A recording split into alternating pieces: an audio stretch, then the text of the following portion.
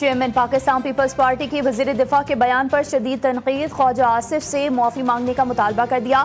بلاول بھٹو کا کہنا تھا کہ وزیراعظم کو اپنی کابینہ کو کنٹرول کرنا ہوگا۔ وفاقی وزیر کے بیان نے کشمیر میں لگی آگ میں تیل ڈالا، ایک وزیر نے کیسے کہا کہ راولہ کوٹ والے کشمیری نہیں ہیں۔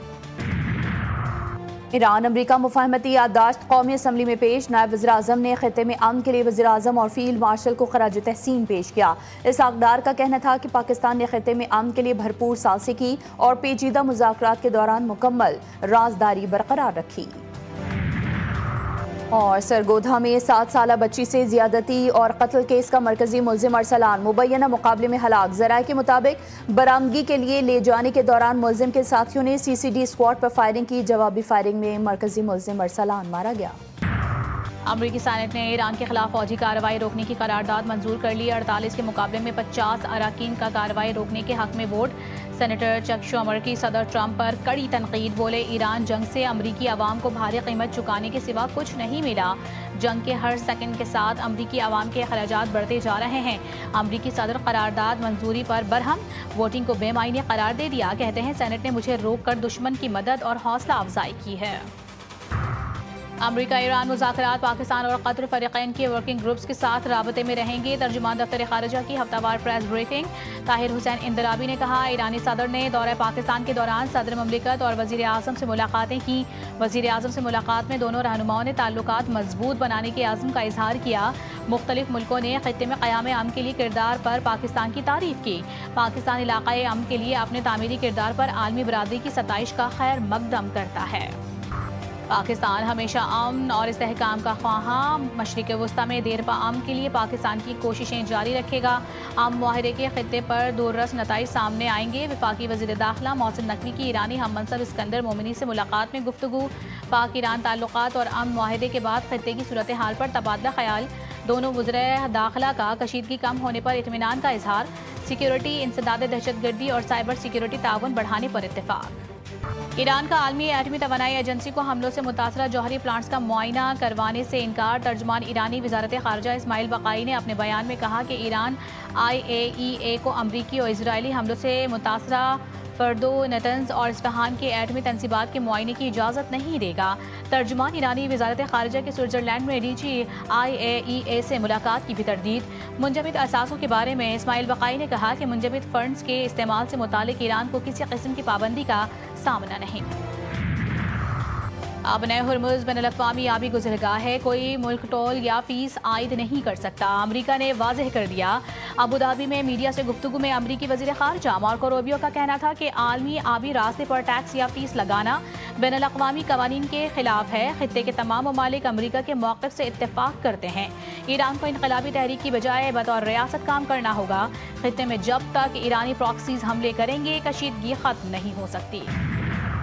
عالمی منڈی میں خام تیل مزید سستا، رپورٹس کے مطابق خام تیل کی قیمت میں 2% تک کمی ریکارڈ۔ برنٹ خام تیل کی قیمت $77 فی بیرل پر آ گئی۔ WTI $73 اور UAE مربن $69 فی بیرل میں فروخت کیا جا رہا ہے۔ Naval chief admiral Naveed Ashraf کا Pakistan navy war college Lahore کا دورہ، 55ویں PN اسٹاف کورس کے کامیاب شرکا کو مبارکباد دی۔ خطاب میں نیول چیف نے کہا مستقبل کی جنگوں کے لیے روایتی جنگی حکمت عملی پر نظر ثانی ناگزیر ہے۔ جدید جنگی تقاضوں کے مطابق ٹیکنالوجی سے آراستہ افرادی قوت کی ضرورت ہے۔ پاک بحریہ جدیدیت، خود انحصاری، مشترکہ آپریشنز کے عزم پر کاربند ہے۔ اسٹیٹ آف دی آرٹ بالکل ایک فیوچرسٹک لیبز بنائی ہیں، ساؤتھ آف پنجاب میں بھی بنائی ہیں، اور نہ صرف یہ کہ ان کو جگہ سیٹ اپ کیا ہے بلکہ موبائل لیبز بھی بنائی ہیں کنسٹرکشن کی، جہاں پہ جو ہماری ورک فورس ہے اس کو ٹریننگ مل سکے۔ اور اسی طرح ہم نے جو ان کی اسکلز کے مطابق آپ نے جس اسکل میں اپنا انٹرسٹ شو کیا ہے آپ کی وہیں پر انٹرنیشنل پلیسمنٹ ہوئی ہے۔ خطے کی جنگ رکوانے میں پاکستان نے مثبت کردار ادا کیا، دنیا میں پاکستان کی سفارتی کامیابیوں کی تعریف ہو رہی ہے۔ آپریشن بنیاد مرصوص میں اللہ نے پاکستان کو فتح دی۔ وزیر اعلیٰ پنجاب مریم نواز شریف کا لاہور میں تقریب سے خطاب، کہا تربیت مکمل کرنے والے طلباء کو دیکھ کر خوشی ہو رہی ہے، بچوں کی سلیکشن میرٹ پر کی گئی، کسی سفارش کو نہیں مانا۔ کراچی کے علاقے قائدآباد سے 3 سالہ بچی کی لاش ملنے کا واقعہ، پوسٹ مارٹم میں جنسی تشدد کی تصدیق، والد کی مدعیت میں قتل کا مقدمہ درج۔ پولیس سرجن کے مطابق وجہ موت کے تعین کے لیے پوسٹ مارٹم رپورٹ محفوظ کر لی گئی ہے۔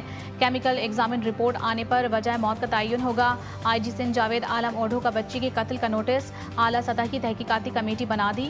ڈی آئی جی ایسٹ تحقیقاتی کمیٹی کی سربراہی کریں گے۔ تقائے سکینہ کو عزاداران امام حسین علیہ السلام کا سلام۔ 8 محرم الحرام کی مناسبت سے ملک بھر میں حضرت عباس علمدار علیہ السلام کی یاد میں جلوس اور مجالس جاری۔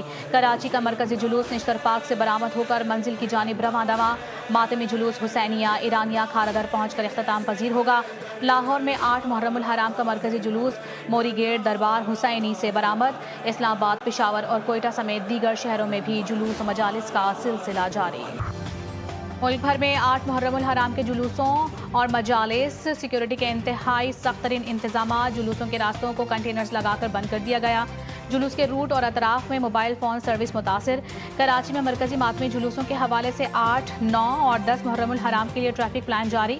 احمد جناح روڈ جلوس کے اوقات میں عام ٹریفک کے لیے بند رہے گی۔ جلوس کے راستوں پر عزاداروں اور شرکاء کے لیے سبیلوں کا بھی اہتمام۔ لنگر کے ساتھ ٹھنڈے پانی، دودھ کے شربت اور دیگر مشروبات سے عزاداروں کی پیاس بجھائی جا رہی ہے۔ پاکستان کا دورہ ویسٹ انڈیز اور انگلینڈ، رضوان کے بعد مڈل آرڈر بیٹر سعود شکیل کی ٹیسٹ اسکواڈ میں شمولیت بھی مشکوک ہو گئی۔ فٹنس مسائل کے باعث سعود شکیل کے قومی اسکواڈ کا حصہ نہ ہونے کا امکان۔ ٹیم مینجمنٹ اور سلیکٹرز کا متبادل کھلاڑیوں پر غور۔ انجری مسائل کے باعث ٹیسٹ اسکواڈ میں متعدد تبدیلیاں بھی متوقع ہیں۔ فیفا ورلڈ کپ میں کروشیا کی پاناما کے خلاف 1-0 سے کامیابی، ناک آؤٹ مرحلے تک رسائی کی امیدیں برقرار۔ شکست کے بعد پاناما ٹورنامنٹ سے باہر ہو گیا۔ کولمبیا نے کانگو کو 1-0 سے شکست دے کر ناک آؤٹ مرحلے کے لیے کوالیفائی کر لیا۔ انگلینڈ اور گھانا کا میچ بغیر کسی گول کے برابر رہا۔ پرتگال نے ازبکستان کو 5-0 سے آؤٹ کلاس کر دیا۔